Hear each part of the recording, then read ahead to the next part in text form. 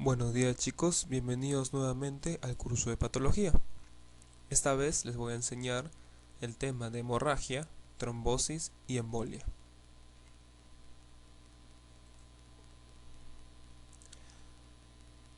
Comenzamos con el tema de la hemorragia y bueno, como muchos saben, la hemorragia se define como la salida de la sangre del aparato circulatorio. ¿Ya? En otras palabras, es la salida de la sangre por cualquiera de lo que son las arterias, venas y capilares. ¿Ya? ¿Cuáles son los tipos de hemorragias que vamos a tener? Vamos a tener uno según su origen. Y aquí tenemos tres tipos, ¿ya? Tenemos las internas, las externas y las internas exteriorizadas. ¿Cómo es esto? Internas son en donde la ruptura se ha producido por dentro del cuerpo y todo lo que es la sangre está saliendo hacia una cavidad dentro del cuerpo, ¿ya? Las externas es que la hemorragia se está produciendo principalmente en la piel y es notorio, es visible la sangre saliendo de la herida o de la ruptura donde se ha producido. Y lo que son las hemorragias internas exteriorizadas son aquellas en que la ruptura del vaso ha sido de uno que está interior de nuestro cuerpo, pero de una manera o por el mismo tracto donde se está produciendo, se ve la salida de la sangre por medio de orificios naturales del cuerpo. Estos, por ejemplo, pueden ser a través de la nariz, a través de la boca, a través del ano, ¿ya? Y son los que vamos a ver a continuación. Y cada uno de estos tiene un nombre en especial, ¿ya? En primer lugar, la rectorragia. La rectorragia es la salida de sangre por el ano, ¿ya? La salida de sangre por el ano. Y esta procede de lo que es cualquier parte del tubo digestivo, ¿ya? Esto en cuanto a la rectorragia. Hematemesis. La hematemesis es un vómito de sangre, ¿ya? Vómito de sangre, que obviamente al ser un vómito procede del tubo digestivo, ¿ya? Hemoptisis. La hemoptisis es la salida de sangre al toser, ¿ya? La salida de sangre al toser, y este va a proceder del sistema respiratorio, ¿ya? Y muy importante no confundir la hemoptisis de la hematemesis, porque la hematemesis va a estar precedido de lo que son las arcadas, porque es un vómito, es un vómito. En cambio, la hemoptisis se da por el esfuerzo o se da junto a lo que es la tos, ¿ya? No confundir estas dos. La epistaxis es el sangrado común de las fosas nasales, ¿no? Que puede ser ya sea por un trauma de la misma nariz, de las mismas fosas nasales, o por un trauma que ha sucedido en la zona cráneoencefálica. La metorragia es aquel sangrado que proviene del aparato genital femenino, ¿ya? Y que se va a eliminar por la vagina. Esta metorragia puede ser en cierta medida algo normal, en lo cual la mujer tiene su llamada regla, ¿ya? Pero si esta metorragia sucede entre el ciclo menstrual, ¿ya? O sea, en las épocas en que la mujer no debería estar menstruando, ya se puede considerar patológico. La hematuria es la sangre mezclada con la orina, ¿ya? Y esta hematuria puede ser ya con rasgos provenientes de la misma sangre, o sea que la sangre se vea en la orina, o puede ser algo microscópico, en el que se vean glóbulos rojos en la orina, ¿no? Eso lo van a ver mejor, lo van a entender mejor en el tema llamado síndrome nefrítico, que es más que todo un tema de fisiopatología. Luego tenemos la otorragia, ¿ya? La otorragia. La otorragia es la salida de sangre por el oído. Esta puede ser por un daño estructural propio del oído medio y oído externo, o puede darse por una fractura en lo que es el llamado peñasco, ¿no? El peñasco del temporal, o llamado el techo del tímpano, con lo cual este líquido esta otorragia, perdón, va a ser de un color más claro. ¿Por qué? Porque va a estar mezclado con el líquido cefalorraquídeo proveniente de esa zona. Y por último, la hemorragia subconjuntival, o también llamada hiposfagma, ¿ya? Que es tal vez lo más frecuente que podemos ver entre todos nosotros, y se da por un aumento de la presión, ¿no? Según el tipo de vaso roto, podemos tener lo que son las hemorragias capilares. Las capilares son las más frecuentes y las menos graves. ¿Por qué? Porque es donde hay menor cantidad de flujo y menor cantidad de velocidad, ¿ya? Al tener menor presión y menor velocidad, la sangre va a fluir como si fuera una sabana, ¿ya? Va a fluir suavemente. Una hemorragia venosa va a provenir ante un daño de una vena, y esta sangre va a salir de forma continua, ¿ya? De forma continua, pero sin fuerza, ¿ya? No va a salir con fuerza. Y es de un color, y se caracteriza por ser de un color rojo oscuro, ¿ya? Rojo oscuro. En cambio, la hemorragia arterial es la más grave. ¿Por qué? Porque es la que va a estar dependiendo directamente de la presión arterial. Entonces, si una arteria está lesionada, esta va a salir en forma de chorro, que va a estar acorde a los latidos del corazón. Al momento de la sístole cardíaca, este chorro va a aumentar en presión, y al momento de la diástole va a disminuir, pero este chorro siempre va a ser constante, ya va a ser constante. Y la diferencia con la sangre venosa es que esta va a ser de un color rojo rutilante, o sea, un rojo brillante. Según la etiología de la lesión, podemos ver que el sangrado se puede producir por rexis. ¿Qué quiere decir por rexis? Es la pérdida, o lo que es la solución de continuidad de un vaso, ¿ya? Esto puede ser dado por un arma principalmente punzocortante, ¿ya? Por diéresis es de igual manera una lesión punzocortante, pero que está dado por una incisión quirúrgica o de una manera accidental, ¿ya? O de una manera accidental. Cuando es por rexis se refiere a un daño intencionado, ¿ya? Por rexis, una solución de continuidad por algo punzocortante que es intencionado, y diéresis por lo mismo, pues, pero que es algo quirúrgico o accidental. Por diabrosis. La diabrosis es una lesión con unos bordes mal definidos, principalmente cuando se da un daño en la piel por una superficie no lisa o una superficie rugosa. Ejemplo, que una persona se caiga a una zona rocosa en la cual haya una herida de tal manera que esta no tenga unos bordes definidos, como si se cortara con una gilete, ¿ya? El otro mecanismo es por diapédesis.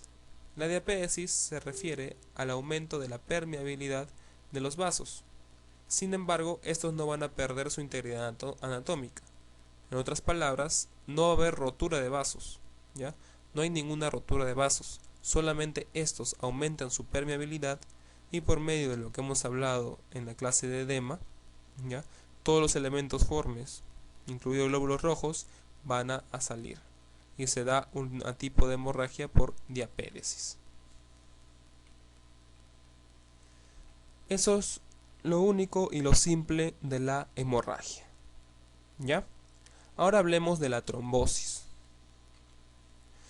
Cuando nosotros hablábamos de la reparación celular, decíamos que ante una lesión, lo primero que tiene que suceder es la llamada hemostasia, ¿ya? La llamada hemostasia, en el cual esta sangre se detiene, ¿no? Se forma un pequeño trombo, un coágulo, y se detiene la hemorragia. Esto obviamente ante una lesión. Pero ¿qué pasa si esto sucede cuando los vasos están intactos? O sea, la integridad de los vasos están intactos. Esto ya se refiere como una patología, que es la llamada trombosis, ¿ya? y se da principalmente por un desbalance entre los mecanismos procoagulantes y los anticoagulantes, ¿ya? Esto va a producir una obstrucción parcial o una obstrucción total según el vaso donde esté. Para ello, para hablar de trombosis, tenemos que comprender tres alteraciones que van a ocasionarla, ¿ya? 1 es la lesión endotelial. 2, lo que es la éstasis o flujo turbulento de la sangre. Y 3, la llamada hipercoagulabilidad de la sangre. La hipercoagulabilidad de la sangre. Estos tres me forman la llamada triada de Virchow, ¿ya? Una triada que la van a preguntar bastante. Así que esto fijo tienen que aprenderse. Lesión endotelial, éstasis de la sangre, hipercoagulabilidad, ¿ya? ¿Qué nos referimos con lesión endotelial? ¿Ya? No confundir lesión endotelial con una ruptura de vaso, ¿ya? Recordemos que todos los vasos mínimo tienen 3 capas, ¿ya? En este caso la primera capa y la capa más interna es el llamado endotelio. Este endotelio, por cardiología, se reconoce como un órgano que puede resultar dañado, ¿ya? Entonces, este órgano al resultar dañado va a estar expuesto a los materiales formes de la sangre, ¿ya? Entonces, al estar expuesto a lo que son las plaquetas, va a haber un alto contenido de colágeno dentro de mi endotelio, el cual, al estar en relación con los elementos formes, va a producir una alteración en ese equilibrio que hablábamos de lo protrombótico y lo antitrombótico, lo que va a ocasionar los fenómenos de coagulación. Y aquí lo vemos, ¿no? Una lesión endotelial va a hacer que se liberen distintos factores. El principal es el factor 3, ¿ya? Y esto va a empezar a activarme la vía intrínseca de la coagulación ante la producción de la fibrina, ¿ya? Esta fibrina más el colágeno mismo que tiene mi endotelio va a estimular la agregación plaquetaria, ¿ya? Formando lo que es un llamado trombo blanco y continuando con la cascada de coagulación formarme el famoso trombo rojo. En cuanto a lo que es el flujo de la sangre, lo normal, como sabemos, tiene que ser un flujo laminar, ¿ya? Eso es lo normal que tiene que tener mi sangre. Sin embargo, puede haber situaciones en las que el flujo esté alterado, o sea, que entre en turbulencia, o que esté disminuido y entre en éstasis, ¿ya? Cuando hablamos de turbulencia, ¿ya? Hablamos más que todo en zonas de bifurcación, ¿ya? En zonas de bifurcación de las arterias. En estas zonas es mucho más fácil que se active la cascada de coagulación y se formen los trombos si es que no hay un adecuado equilibrio. En cuanto a la éstasis, es más importante esto en la producción de trombos venosos, porque es más fácil que la éstasis se dé en las zonas venosas de las piernas. Y otro importante ejemplo de éstasis que tenemos en distintas patologías es el de la llamada fibrilación auricular, ¿ya? Fibrilación auricular en la que la aurícula izquierda está tan dilatada que está reservando sangre en ese espacio. Y al reservar sangre, este empieza a coagularse. Y al coagularse, me forman los trombos, ¿ya? Entonces estos van a inducir la activación de todo lo que es las sustancias procoagulantes, la adherencia de lo que sean las plaquetas y va a darse lo que es la trombosis, ¿no? Y el último estado era la de la hipercoagulabilidad, o también llamada trombofilia. Esto, bueno, es en menor frecuencia, ¿ya? Y generalmente se da por alteración de las vías de coagulación, tanto sea la intrínseca como la extrínseca, que van a predisponer a que me dé una trombosis. Puede ser algo primario o genético y algo secundario o adquirido. Entre lo primario o genético ya son déficits propios de los distintos factores anticoagulantes, como lo que son la proteína C y S, la antitrombina 3, aquellos que evitan que se formen los coágulos, al estar disminuidos, al haber un déficit congénito, va a hacer que la sangre se coagule de una manera más rápida. O déficits adquiridos, en el cual el mayor riesgo de trombosis son los primeros que vemos, en el cual vemos lo que en primer lugar es el reposo en cama. ¿Ya? El reposo en cama es tal vez la principal causa de trombosis. Y esto lo vemos reflejado en el llamado postoperatorio, ¿no? Después de una operación, generalmente los pacientes van a estar echados en cama mínimo una semana. El estar echado una semana hace que la sangre que viene por las venas de los miembros inferiores se dificulte su paso, ya dificulte el regreso, el retorno a lo que son a nuestro corazón. Para ello hay un vendaje especial que se hace, ¿no?, en las venas, en las piernas, para estimular lo que es el flujo normal y evitar que se dé una coagulabilidad mayor. Entonces, el infarto de miocardio, el cáncer mismo, cualquier tipo de trombocitopenia puede estimularme la coagulabilidad mayor. ¿Y qué va a pasar con este trombo? Este trombo tiene evolución, fases.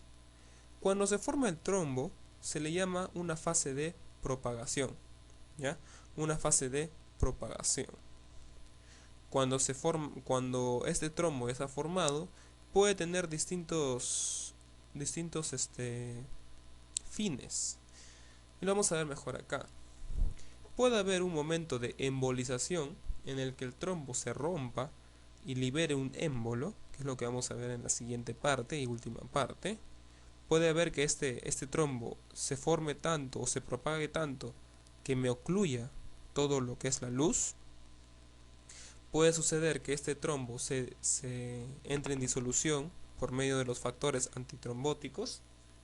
O puede haber una recanalización de este trombo en el cual poco a poco se está abriendo y finalmente se recanaliza todo nuestro vaso. ¿Ya? Son los tres principales lugares donde va a terminar mi trombo. Y para terminar esta corta clase vamos a hablar del émbolo, de los émbolos. Entonces, una embolia, ¿ya?, es todo aquel proceso en el cual hay una obstrucción, ya sea parcial o compleja, de alguna parte de mi aparato cardiovascular, ya sea arteria o vena, por una masa que ha sido transportada por medio de la circulación. ¿Ya?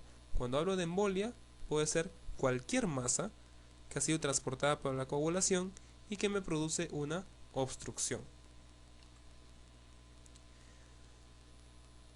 Entonces, esta masa, ¿no?, si esta masa intravascular transportada se desprende de un sitio X, hacia un sitio donde donde el endotelio está completamente sano, ahí se va a denominar embolia. Ahora, la embolia tiene distintos tipos. Como hablamos de una masa, puede ser una masa sólida, una masa líquida o una masa gaseosa. Puede ser una masa que se produzca por un foco séptico o un foco estéril. Puede ser una embolia proveniente del corazón. El ejemplo que vimos anteriormente de la fibrilación auricular es una embolia cardíaca. Puede ser una embolia arterial, una embolia venosa e inclusive una embolia linfática. Eso va a depender de dónde se origine este émbolo. ¿Ya? Y de acuerdo con el flujo sanguíneo, si es una embolia paradójica, si es que va de acuerdo a lo que es el flujo, y retrógrada si por algún momento va en contra del flujo, que principalmente va a pasar en las zonas venosas. Pero ¿qué es lo más común que vamos a ver? Es la llamada tromboembolia, que no es otra que un émbolo formado a partir de un trombo, ¿ya? Que es lo que hemos estado hablando en la anterior parte. Y tenemos tipos. Tenemos una tromboembolia arterial, o también llamada sistémica, y una tromboembolia venosa. La sistémica, la mayoría de las causas van a ser dentro del corazón, ¿ya? Y ya una gran minoría que se formen dentro de las arterias. ¿Cuáles son los efectos que produzca una tromboembolia? Puede ser un infarto, principalmente infartos en la zona del cerebro, ¿ya? Puede haber gangrena por la oclusión de un vaso y que no haya la posterior irrigación, una arteritis o aneurisma, el infarto mismo de miocardio e inclusive una muerte súbita. En la tromboembolia venosa puede ser un trombo, un émbolo, proveniente de cualquier vena, ya sea de las piernas, venas pelvianas, miembro superior, del mismo seno cavernoso encefálico o de las cavidades cardíacas. Y esto va a producir un efecto principalmente en la circulación arterial pulmonar. ¿Por qué en la pulmonar? Porque recuerden que toda la circulación venosa llega a mi aurícula derecha, pasa a mi ventrículo derecho y este va a llegar a lo que es la irrigación de la arteria pulmonar. Y como los capilares pulmonares son muy chicos, ahí se da lo que es la llamada embolia pulmonar. Esta embolia pulmonar es la obstrucción de una arteria o una vena pulmonar causada por un émbolo que ha nacido o que tiene su origen en un lugar muy aparte de los pulmones. ¿Cuáles son las consecuencias?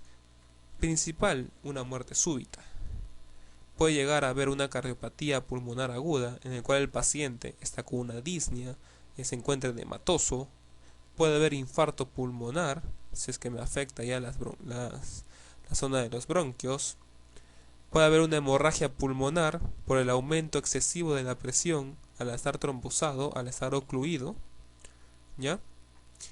Puede haber una resolución, en el mejor de los casos, que este trombo se recanalice solo, que este émbolo se recanalice solo. Y por último, como aumenta la presión, va a haber una hipertensión pulmonar, ¿ya?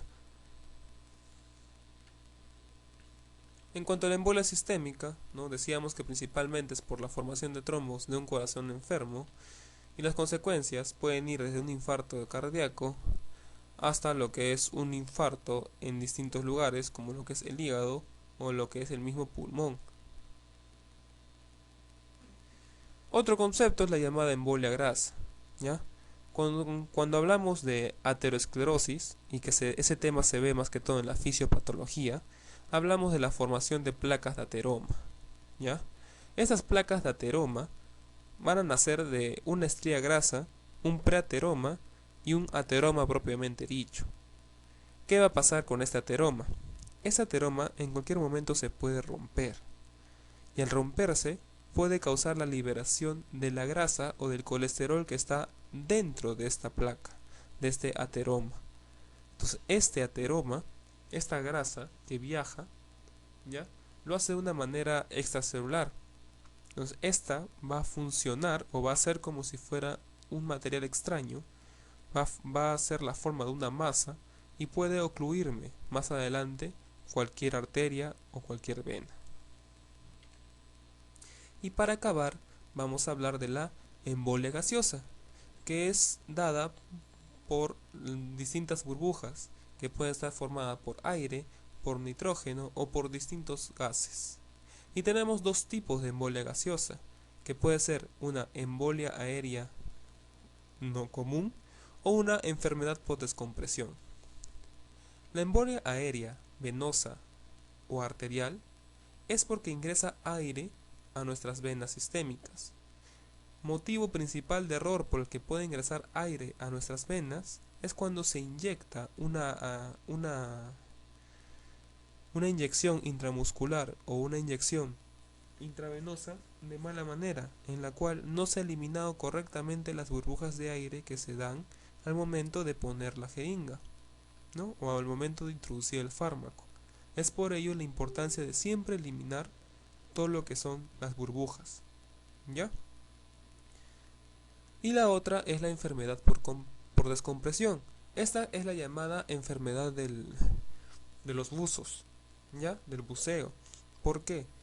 Estas personas al ir bajo mar, están expuestas a una mayor presión. Si estas personas suben muy rápido de lo que es el fondo del mar a la superficie, lo que va a pasar es que esta presión va a alterar la composición normal de los gases arteriales de nuestra sangre. Esto va a hacer que el nitrógeno reaccione de tal manera que se descomponga y cree burbujas. Se creen burbujas de nitrógeno dentro de nuestras arterias y que me produzcan una embolia gaseosa. Por ello, si a alguno de ustedes le gusta bucear, cuando esté muy debajo del mar, a presiones elevadas debajo del mar, uno tiene que ir ascendiendo poco a poco y que la presión se vaya estabilizando poco a poco junto, junto a lo que es mi entorno, a lo que es la presión dentro de mi cuerpo. ¿Ya? Entonces, chicos, esos son los 3 temas que teníamos que ver aquí. Temas cortos porque son totalmente sencillos. Entonces, espero que les haya servido la clase. Cualquier duda, ya saben que con toda confianza me la pueden decir. Nos vemos en una siguiente clase. Hasta luego.